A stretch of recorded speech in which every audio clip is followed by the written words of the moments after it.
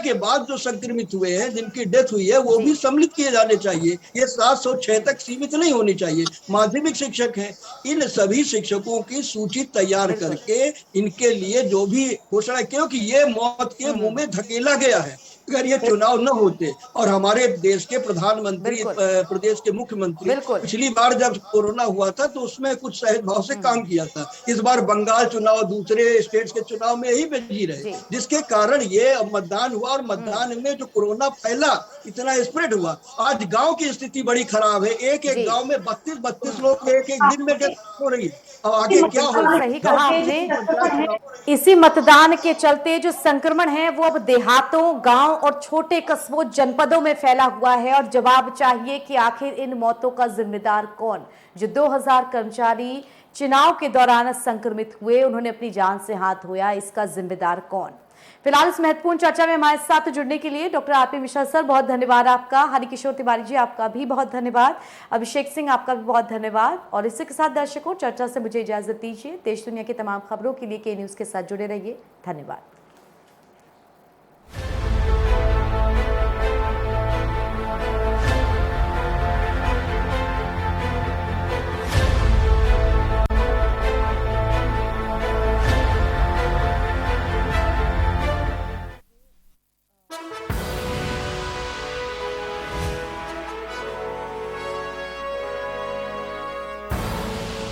आप देख रहे हैं के न्यूज, खबरों का सारथी।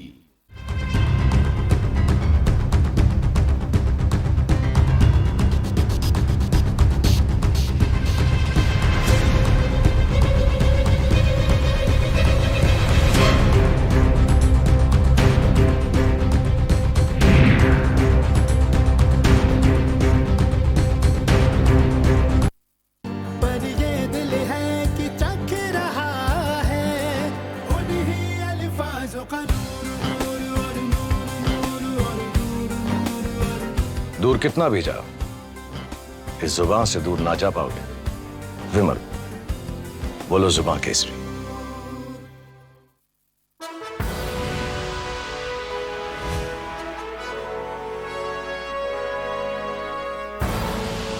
आप देख रहे हैं के न्यूज, खबरों का सारथी।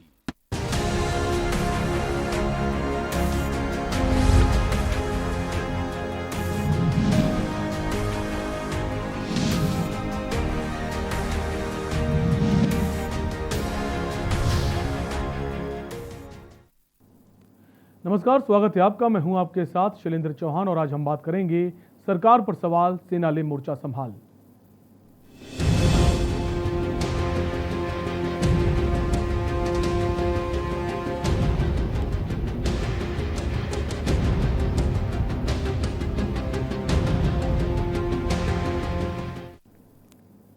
उत्तराखंड में बढ़ता संक्रमण लगातार सरकार और स्वास्थ्य विभाग की चिंताओं को बढ़ा रहा है। पिछले 3 दिनों से उत्तराखंड में कोरोना के रिकॉर्ड तोड़ मामले सामने आए हैं। प्रदेश में बुधवार को 7000 से अधिक कोरोना संक्रमित पाए गए हैं, जिसके बाद गुरुवार को ही आंकड़ा रिकॉर्ड तोड़ता नजर आ रहा है।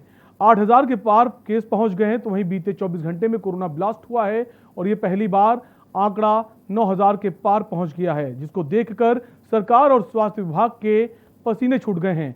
आलम यह हो गया है कि अब सरकार प्रदेश में स्थिति को नियंत्रण करने के लिए सेना को मैदान पर उतारने का विचार कर रही है। सरकार का मानना है कि अगर सेना भी मैदान में उतरती है तो बढ़ते संक्रमण पर कुछ हद तक काबू पाया जा सकता है और स्वास्थ्य सुविधाओं को भी सेना की मदद मिल सकती है। देखिए रिपोर्ट।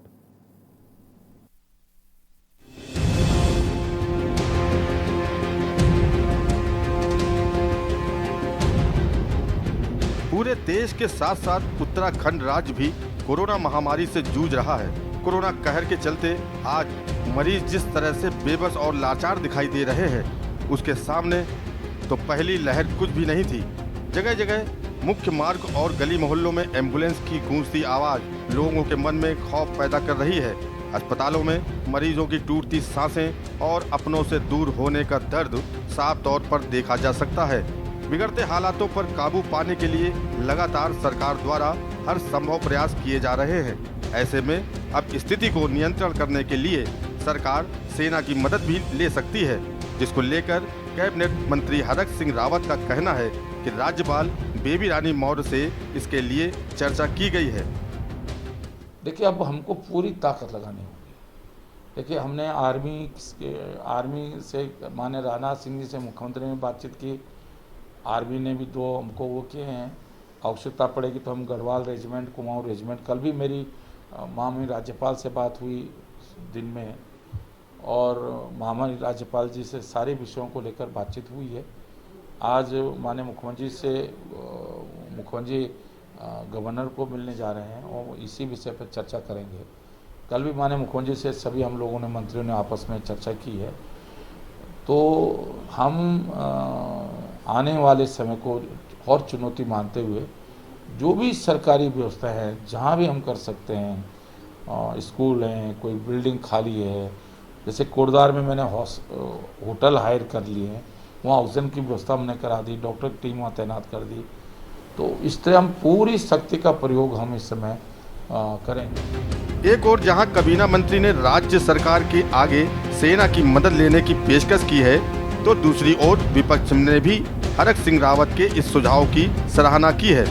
कांग्रेस का कहना है कि राज्य की दुर्दशा आए दिन बिगड़ती जा रही है। आलम यह हो गया है कि प्रदेश में संक्रमण दर और मौतों का आंकड़ा लगातार बढ़ता जा रहा है, जिसके चलते सिस्टम हर प्रयास में असफल होता नजर आ रहा है। कांग्रेस का कहना है कि सैनिक हमेशा से ही अपनी ईमानदारी और अनुशासन के लिए जाने जाते हैं और आज हालात पर काबू पाने के लिए सेना की मदद लेना जरूरी हो गया है। काबीना मंत्री हरक सिंह रावत जी ने राज्य सरकार को जो सेना की सहायता लेने की पेशकश की है स्वास्थ्य विभाग में, उसका मैं स्वागत करती हूं, क्योंकि लगातार देखने में आ रहा है कि राज्य की दुर्दशा बढ़ती चली जा रही है, बिगड़ती चली जा रही है।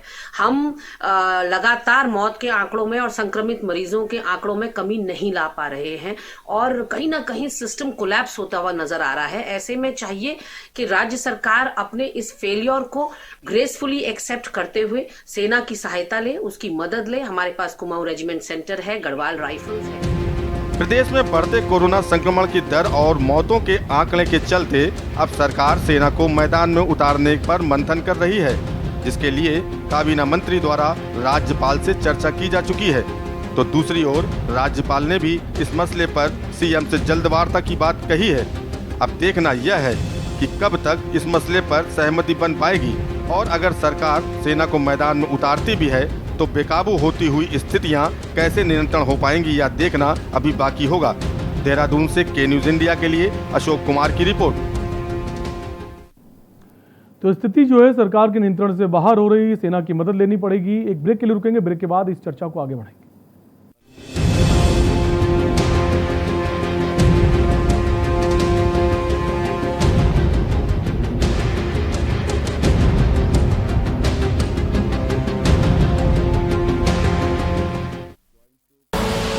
आप देख रहे हैं के न्यूज, खबरों का सारथी।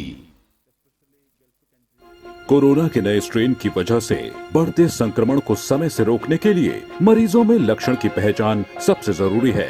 आप तक पूरी और सही जानकारी पहुंचे, यही लक्ष्य है उत्तराखंड सरकार का। सुनिए होम आइसोलेशन पर क्या है एक्सपर्ट डॉक्टर की सलाह। बहुत इम्पोर्टेंट है होम आइसोलेशन। कई लोग इसमें ठीक भी हो जा रहे हैं और इसमें कुछ चीजों का हमें विशेष ध्यान रखना पड़ेगा। जो संक्रमित व्यक्ति है उसका रूम अलग होना चाहिए, उसका वॉशरूम भी अलग होना चाहिए और वो अपने को आइसोलेट कर लें। और इसमें जो घर के लोग हैं उनको भी, जैसे उनको खाना देना तो वो भी मास्क पहने। एसिम्प्टोमेटिक भी होते हैं जिनमें कोई सिम्टम्स नहीं है लेकिन वो पॉजिटिव हैं। ये नहीं कि वो सिम्टम नहीं है और पॉजिटिव हैं तो वो घूम रहे, नहीं, उनको भी 14 दिन तक क्वारंटाइन होना ही होना है। होम आइसोलेशन के दौरान जो किट आपको सरकार द्वारा दिया जा रहा है उस किट में mask, sanitiser, thermometer, pulse oximeter, इसके अतिरिक्त दवाइयाँ जैसे कि paracetamol, azithromycin, ivermectin, vitamin C with zinc है। इनको नियमित सेवन करें तथा अपनी मॉनिटरिंग करें। उत्तराखंड सरकार टेलीमेडिसिन और ऑनलाइन उपचार को अपनी प्राथमिकताओं में शामिल कर जनता को स्वास्थ्य सुविधाएं पहुंचा रही है। यदि आपका ऑक्सीजन लेवल 95 से कम आता है तो ई संजीवनी के माध्यम से हमारे विशेषज्ञ चिकित्सकों से परामर्श ले सकते हैं। आप सबको डरने की जरूरत नहीं है। हम सभी डॉक्टर, सारे स्पेशलिस्ट अपने हॉस्पिटलों के साथ आपके लिए तैयार हैं। आपने सिर्फ अपने कुछ लक्षणों को पहचानना है। यदि आपको बुखार होता है और जो कि 100 और 101 से 3 दिन में भी नीचे नहीं आ रहा है, आपको साथ में खांसी होनी शुरू हो रही है, तो आप तुरंत अपनी जांच कराइए। हमारे पास ऑक्सीजन बेड और दवाइयाँ पूरी मात्रा में हैं। जब ज़रूरत हो तो आप 104 हेल्पलाइन में कॉल करके भी हमसे संपर्क कर सकते हैं। और अब सलाह कोरोना वैक्सीनेशन से जुड़ी है, ध्यान से सुनिए। सभी लोग जितनी जल्दी हो सके अपने को वैक्सीन लगवाएं। वैक्सीन लगाने से फ़ायदा ये है कि आपको यदि कोविड हो भी रहा है तो उसका जो संक्रमण होगा बहुत हल्का होगा। वैक्सीन लग भी जाए उसके बावजूद भी आपको मास्क को अच्छी तरह पहना, नाक और मुंह कवर करते हुए, और 2 गज की दूरी बनाए रखें, भीड़ वाली जगह में ना रहें, और साथ में अपने हाथों को नियमित ढंग से धोते रहें।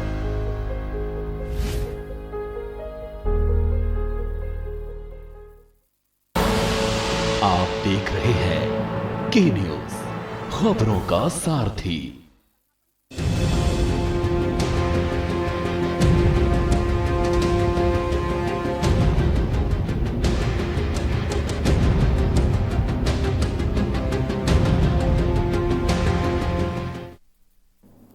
ब्रेक के बाद आपका स्वागत है। तो उत्तराखंड की हम बात कर रहे हैं, जहां पर कोरोना का जो ग्राफ है लगातार बढ़ता जा रहा है। स्थिति ये हो गई कि अब सेना की मदद लेने की बात कही जा रही है। लगातार जिस तरह से आंकड़े बढ़ते जा रहे हैं, अगर बात करें संक्रमण की दर की, वो बहुत ज़्यादा बढ़ गई है और जो सुविधाएं हैं वो लोगों को नहीं मिल पा रही हैं। अस्पतालों में बेड की काफ़ी कमी है। हालांकि सरकार की तरफ से कहा जाता है कि ज़रूरतमंद को बेड मिलेगा और हेल्पलाइन नंबर भी जारी किए जाते हैं, लेकिन जो मौजूदा ज़मीनी हकीकत है वहाँ पर देखा जा रहा है कि जो बेड है वो लोगों को नहीं मिल पा रहे। बात ऑक्सीजन की करें तो केंद्र सरकार ने हालांकि ऑक्सीजन की आपूर्ति की बात कही है, मदद भी की है, लेकिन फिर भी ऑक्सीजन की किल्लत लगातार बनी हुई है। और अब जो हालात हैं ये कहा जा रहा है कि अब हम सेना की मदद लेंगे। क्या सेना की मदद लेने के बाद जो स्थिति है वो नियंत्रण में होगी? क्या लोगों को मदद मिल पाएगी? बड़ा सवाल बना हुआ है। साथ ही साथ अगर बात करें टेस्टिंग की, तो टेस्टिंग भी उस तरह से नहीं हो पा रही जिस तरह से सरकार कह रही थी कि हम दूर दराज जाएंगे, मोबाइल वैन भेजेंगे ताकि जो टेस्टिंग है उसमें बढ़ोतरी हो। टेस्टिंग में भी कमी आ रही है। और इसी पर चर्चा करने के लिए हमारे साथ बीजेपी से प्रदेश उपाध्यक्ष देवेंद्र भसीन जुड़ गए हैं। देवेंद्र जी, बहुत बहुत स्वागत है आपका। देवेंद्र जी, क्या अब सरकार की जो स्थिति है सरकार से नियंत्रण से बाहर हो गई है कि सेना की मदद के बिना उस पर काबू नहीं पाया जा सकता? पहली बात तो मैं ये कहना चाहूंगा कि सरकार पूरी ताकत से काम कर रही है और स्थिति किसी भी रूप में नियंत्रण से बाहर नहीं है। जहाँ तक सेना की बात है, अभी उसके बारे में कोई स्पष्ट स्थिति नहीं है। अभी माननीय मंत्री जी का एक बयान जरूर मीडिया में आया है। और दूसरी ओर मैं ये भी कहना चाहूँगा, सेना का अगर मदद ली भी जाएगी वो भी बहुत सीमित होगी। और तात्कालिक तौर पर जिस प्रकार से हम DRDO की मदद पहले से ले रहे हैं, तो इसमें सेना का जो योगदान है वो तो प्रारंभ हो ही चुका है। लेकिन जो राज्य सरकार की भूमिका है, जो काम है, वो राज्य सरकार पूरे अच्छे ढंग से कर रही है। जहाँ दिक्कतें हैं उनको हम ठीक कर रहे हैं। उदाहरण के लिए जो अभी आपने संक्रमण की बात की, तो देहरादून में दबाव सबसे अधिक है। यहाँ की स्थितियाँ थोड़ा सा अधिक गंभीर दिखाई दे रही हैं। और आज माननीय मुख्यमंत्री जी ने सभी जिलाधिकारियों और पुलिस अधीक्षकों की बैठक भी ली और क्या करना है इसके बारे में कहा है और सख्ती करने के लिए कहा है। तो क्या आप इस बात को मानेंगे कि कोविड का ये जो इस समय दूसरा म्यूटेंट आया है, इसने पूरे देश को जो है बिल्कुल अपने गिरफ्त में लिया हुआ है। और उत्तराखंड ही नहीं बल्कि देश के विभिन्न राज्यों में स्थितियां बहुत खराब हैं। लेकिन ये विषय राजनीति का ना होकर के एक महामारी के खिलाफ लड़ने का है। तो लड़ाई हम सामूहिक तौर पर लड़ रहे हैं और विभिन्न सरकारें अपना अपना काम कर रही हैं। केंद्र का हमें पूरा सहयोग मिल रहा है। बेड की जो स्थितियां थी वो बहुत सुधरी हैं। ऑक्सीजन किसी प्रकार से कम नहीं है, दवाओं का किसी प्रकार से कोई टोटा नहीं है। और यहाँ तक कि जो लोग कालाबाजारी वगैरह कर रहे हैं उनके खिलाफ भी सख्त कार्रवाई हो रही है। DGP महोदय ने कहा ही है, अगर कालाबाजारी करता पकड़ाएगा तो हम उसके खिलाफ NS का। लेकिन देवेंद्र जी, सवाल ये भी है कि सरकार की तरफ से कहा जाता है जो होम आइसोलेट हैं उनको हम जो मेडिसिन किट है वो घर घर तक पहुंचाएंगे, लेकिन लोग घर से बाहर जा रहे हैं, भटक रहे हैं मेडिसिन किट के लिए, उनको मेडिसिन किट नहीं मिल पा रही। देखिए, मैं इसमें स्पष्ट करना चाहूँगा, 2 स्थितियाँ हैं। पहली स्थिति तो ये है कि जिस समय कोई व्यक्ति अपना टेस्ट कराने के लिए जाते हैं और इसकी रिपोर्ट पे हमको पता है कि 3-4 दिन लग जाएंगे, तत्काल जो है जो हमारे चिकित्सालय हैं उस पर एक किट प्रदान करते हैं जिसके अंदर के अगले कुछ दिनों की दवाएं उसमें मुहैया रहती है।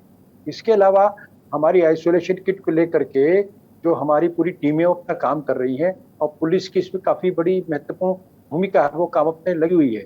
इसके अलावा हमने 104 नंबर भी दिया हुआ है, अगर जो व्यक्ति आइसोलेशन में है और उनको किसी मेडिकल की अपनी प्रिस्क्रिप्शन की जरूरत है या उनको मेडिकल लेकिन समस्या है ना, मेडिकल किट नहीं मिल पा रही है। लोग मेडिकल किट के लिए फोन कर रहे हैं लेकिन उनको अवेलेबल नहीं हो रही। बात तो वही है। हमारे साथ हीरा सिंह बिष्ट हैं, वरिष्ठ नेता हैं कांग्रेस के, वो भी जुड़ गए। सर स्वागत है आपका। हीरा सिंह जी, आपको हमारी आवाज आ रही है?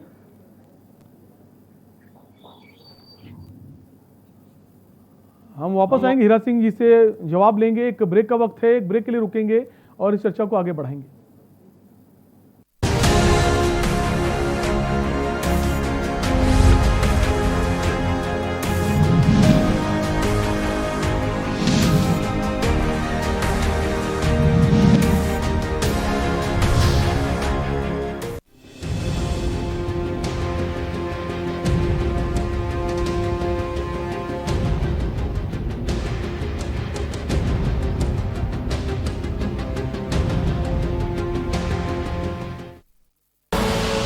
आप देख रहे हैं के न्यूज, खबरों का सारथी। अगर आपकी कोरोना रिपोर्ट पॉजिटिव आती है तो घबराएं बिल्कुल नहीं। जब तक डॉक्टर न कहे तब तक आपको अस्पताल में भर्ती होने की भी जरूरत नहीं, क्योंकि आपके घर पर हो सकता है आपका सही और सुरक्षित इलाज। डॉक्टर की सलाह पर दी गई होम आइसोलेशन किट में रखी दवाइयां समय समय पर लेते रहें। आपको ऑक्सीजन के लिए जरा भी पैनिक होने की जरूरत नहीं। यदि 90 से नीचे ऑक्सीजन का सैचुरेशन आता है तभी हॉस्पिटल का रुख करें। आपको घबराने की जरूरत नहीं है। कई कोविड के मरीज घर पर रह करके स्वस्थ हो चुके हैं। ऑक्सीजन लेवल 94 से कम होने पर भी घबराए नहीं। आप घर बैठे www.esanjeevaniopd.in पर डॉक्टर से सलाह ले सकते हैं या हेल्पलाइन 104 पर कॉल कर सकते हैं। याद रखें, अधिकतर कोरोना संक्रमित लोग घर पर ही ठीक होते जा रहे हैं। अपना हौसला बनाए रखें। कोरोना को है हराना तो बिल्कुल नहीं है घबराना। पर ये दिल है कि चख रहा है उन्हीं अल्फाज़ों का दूर कितना भी जाओ, इस जुबान से दूर ना जा पाओगे। विमल, बोलो जुबान केसरी।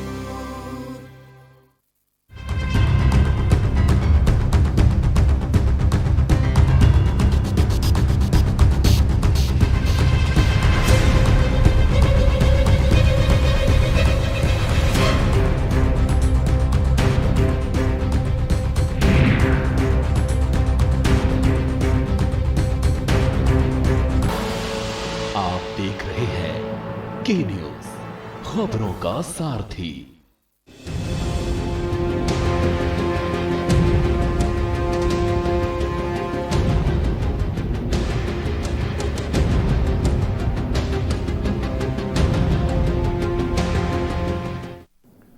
ब्रेक के बाद आपका स्वागत है। हम बात करें उत्तराखंड की, जहां कोरोना का ग्राफ लगातार बढ़ता जा रहा है। स्थिति यह है कि सरकार अब सेना की मदद की बात कर रही है। हमारे साथ इसी पर चर्चा कर रहे हैं। हमारे साथ हीरा सिंह बिष्ट जुड़ गए हैं, कांग्रेस के वरिष्ठ नेता हैं। हीरा सिंह जी, क्या नहीं लगता कि अब जो देवेंद्र जी बोल रहे हैं कि समूचे देश में कोरोना की जो आंकड़े बढ़ते जा रहे हैं, क्या उत्तराखंड में पिछले 8 दिनों से जिस तरह से संक्रमण दर बढ़ी है एक चिंता का विषय नहीं है? ये बहुत ही चिंता का विषय है और हम अपने को सौभाग्यशाली समझे या दुर्भाग्यशाली समझे कि पहले हम मृत्यु दर में देहरादून उत्तराखंड देश के चंद शहरों में था, आज हम 10वें नंबर पर हैं। देहरादून पूरे देश में जहाँ सबसे ज्यादा संक्रमित है। बहुत बड़ी चिंता। मैं तो वन मंत्री जी हरक सिंह जी को बधाई दूंगा कि उन्होंने सत्यता स्वीकारी है, सरकार की विफलताओं को स्वीकारा है और सेना की मदद लेने की बात की है। ये गंभीर प्रसाद हमारे सामने है। अभी उपलब्धियों की बात कर रहे थे, आज चीफ सेक्रेटरी का बयान है कि हम औद्योगिक घरानों से संपर्क कर रहे, हम कंपनियों से संपर्क कर रहे, हम उनको मदद लेंगे, हम हॉस्पिटलों में ये ऑक्सीजन उसके प्लांट लगाने की बात सोच रहे हैं, कर रहे हैं। करेगा कौन? हम आलोचना नहीं कर रहे, लेकिन ये चिंताजनक बात है। आज पौड़ी में 42% कोरोना पहुंच गया पौड़ी गढ़वाल में, ऊपर इंटीरियर में। ये दुखद अध्ययन मैं नहीं समझता।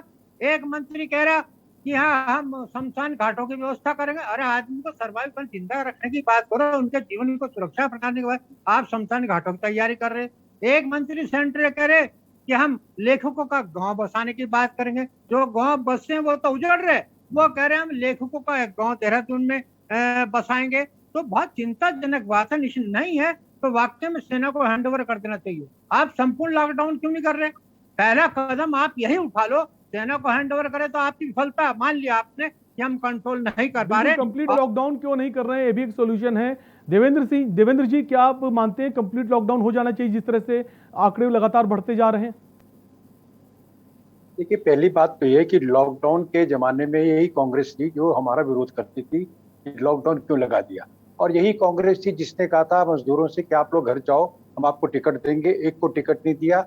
यही कांग्रेस थी जिसने कि प्रधानमंत्री रिलीफ फंड के लिए 4 आने नहीं दिए और हिस्सा मांग रही थी। तो हमारे कांग्रेस के मित्र जो है अपनी योगदान तो कुछ किया नहीं, केवल बयान देते हैं। और अभी हमारे माननीय हीरा सिंह जी ने एक बात कही कि वो शमशान घाट वाली, इनको जानकारी में मैं डालना चाहूंगा, शायद प्रीतम सिंह जी को पता नहीं था जो उन्होंने बयान ही गलत दे दिया। हमारी सरकार हर पहलू पर काम कर रही है। जहाँ बेड की बात है, दवा की बात है, ऑक्सीजन की बात है, वहीं पर कुछ शिकायत ऐसी मिली थी कुछ शमशान घाट पर पीपीई किट जो है और कुछ वेस्ट मटेरियल फैला हुआ था, और कहीं पर ये शिकायत मंत्री जी तक आई थी कि पीने का पानी नहीं है।